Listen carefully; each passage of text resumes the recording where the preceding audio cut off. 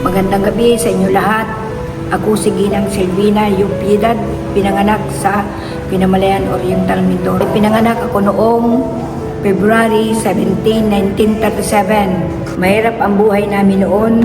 Ako'y naging isang labandera ng buong barangay taong 1957 hanggang 83. Taong 1983, nakilala ko ang Panginoon sa lugar ng Grace Mission Church. Sa pamamagitan ni Dr. Santiago, siya yung naging daan ng aking pagkakilala sa Panginoon. Siya yung naging father of faith ng aking espiritual na pananampalataya. Tunay na mabuti ang Panginoon sa kabila ng aking pagsunod sa Kanya. Alasan ko ngayon ang buhay na may kapayapaan sa kabila ng aking pagsunod sa Panginoon. Salamat sa Diyos sapagkat masasabi kong isa ako sa pinakamatanda na manggagawa ng PACC. Salamat sa buhay na ibinigay niya.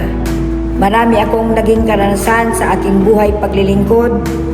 Naranasan ko ang umakyat sa kabundukan. Naranasan ko ang tumawid sa ilog. Naranasan ko ang naglalakbay kami ng hating gabi. Kasama ko ang aking mga kapatiran sa pananampalataya para lamang maihatid ang mabuting balita. Salamat sa Diyos sa kabila ng ating paglilingkod. Ang naging bunga nito ay sina Pastor Ray Magkulang, Pastor Nilo Saraminto, Pastor Manuel Dalos.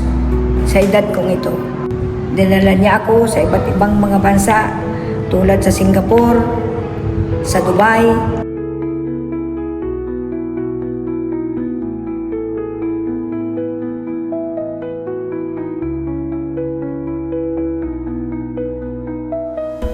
at sa pinakapangarap kong marating ang bansang Israel.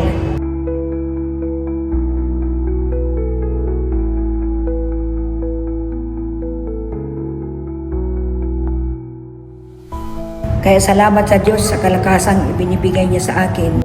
At sa mga batang pastor, hinihikayat ko kayong magpatuloy sa gitna ng maraming pag-uusig, kahirapan, kawalan. Patuloy tayong maglingkod sa Panginoon. Kaya mga kapatid, mga kamanggagawa ko, mga kapastoran, hinahamon ko kayo, hinihikayat ko kayo na magpatuloy tayo sa paglilingkod, manalangin, magsama-sama, magkaisa sa gawain para sa ating Panginoon. Ang sabi sa Hebreo 13:5, hindi kita iiwan o pababayaan man. God bless everyone.